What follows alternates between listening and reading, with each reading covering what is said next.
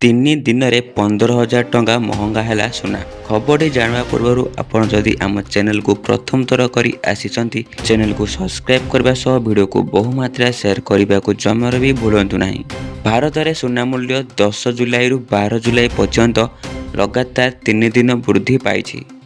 ଏହି 3 ଦିନରେ 24 କ୍ୟାରେଟ୍ 100 ଗ୍ରାମ ସୁନାର ମୂଲ୍ୟ 15,300 ଟଙ୍କା ବୃଦ୍ଧି ପାଇଛି।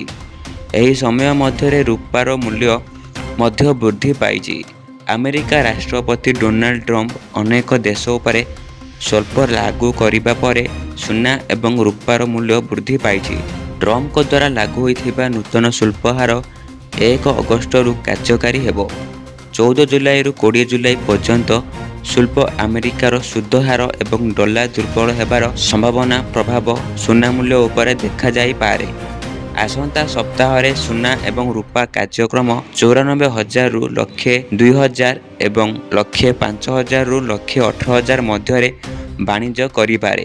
ବର୍ତ୍ତମାନ ଦେଶରେ 24 କ୍ୟାରେଟ୍ ସୁନାର ମୂଲ୍ୟ ପ୍ରତି ଗ୍ରାମ 9,971 ଟଙ୍କା। ସେହି ସମୟରେ 22 କ୍ୟାରେଟ୍ ସୁନାର ମୂଲ୍ୟ 9,140 ଟଙ୍କା ରହିଛି। 18 କ୍ୟାରେଟ୍ ସୁନାର ମୂଲ୍ୟ ପ୍ରତି ଗ୍ରାମ 7,480 ଟଙ୍କା ରହିଛି। 12 ଜୁଲାଇରେ 24 କ୍ୟାରେଟ୍ ସୁନାର ମୂଲ୍ୟ 100 ଗ୍ରାମ ଏବଂ 10 ଗ୍ରାମ ଯଥାକ୍ରମେ 7,100 ଟଙ୍କା ଏବଂ 710 ଟଙ୍କା ବୃଦ୍ଧି ପାଇଥିଲା। 11 ଜୁଲାଇରେ ମୂଲ୍ୟ ଯଥାକ୍ରମେ 6,000 ଟଙ୍କା ଏବଂ 600 ଟଙ୍କା ବୃଦ୍ଧି ପାଇଥିଲା। 10 ଜୁଲାଇରେ 100 ଗ୍ରାମ ଏବଂ 10 ଗ୍ରାମ ସୁନାର ମୂଲ୍ୟ ଯଥାକ୍ରମେ 2,200 ଟଙ୍କା ଏବଂ 220 ଟଙ୍କା ବୃଦ୍ଧି ପାଇଥିଲା।